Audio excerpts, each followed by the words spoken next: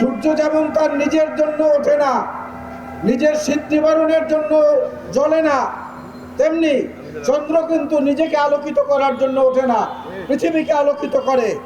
বাতাস কিন্তু নিজের জন্য, নিজের অক্সিজেন গ্রহণ করার জন্য প্রবাহিত হয় না। বাতাস মানুষকে অক্সিজেন সরবরাহ করে। নদী তার নিজের পানি খাওয়ার জন্য প্রবাহিত হয় না, সমুদ্র তার নিজের পানি ধারণ করার জন্য প্রবাহিত হয় না। সব কিছু হয় সাধারণ মানুষের জন্য।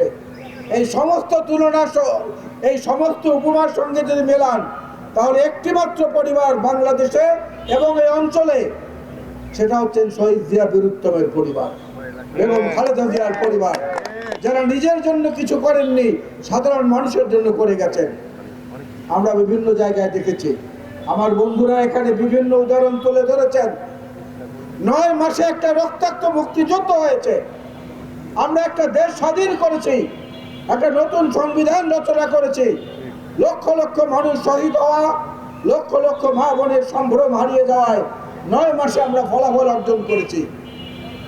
10 মাসে প্রকৃতির নিয়ম অনুযায়ী মায়ের গর্ভে আমরা জন্ম নিয়ে পৃথিবীতে এসেছি। 10 মাস সময় লাগে। সেই 10 মাসও প্রায় শেষ হওয়ার পথে। আপনারা তেমন কিছু জনগণকে দেখাতে পারেননি, হতাশ করেছেন মানুষকে পদে পদে। জিনিসপত্রের দাম কমে নাই, গ্যাসের সংকট অনেক বেশি হয়েছে, বিদ্যুতের লোডশেডিং বেড়েছে, পানি সরবরাহ আগের মতো অত সুন্দর পরিচ্ছন্ন নেই, বর্জ্য ব্যবস্থাপনায় আপনারা ত্রুটি করেছেন, ডেঙ্গু রোগ এবং করোনা, চিকুনগুনিয়া ব্যাপক আকারে ছড়িয়ে পড়ছে। কোথায় আপনার স্বাস্থ্য উপদেষ্টা? কোথায় তার কর্মতৎপরতা? মানুষ দেখতে পাচ্ছে না। বাজারে গেলে মানুষ তার পকেটে হাত দিতে পারে না, মনে হয় পকেট ছিদ্র হয়ে সবকিছু পড়ে গেছে। আজকে আমরা বারবার করে বলেছি, তারেক রহমান আমাদেরকে বলেছেন, জনগণের সঙ্গে থাকুন, জনগণকে সঙ্গে রাখুন। আমরা জনগণের পাশে আছি বলেই নির্বাচনের কথা বলি। নির্বাচনের কথা বললে আপনারা গোস্বা করেন, এই গোস্বা করাটা তো ঠিক না।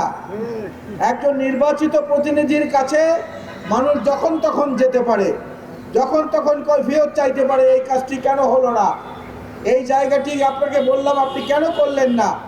আপনাদের কাছে যাওয়ার সেই সুযোগটা কিন্তু নাই। যেটুকু আছে সেটুকু মাঝখানে দেয়াল তৈরি করে রেখেছে এই স্বৈরাচারের দোসররা।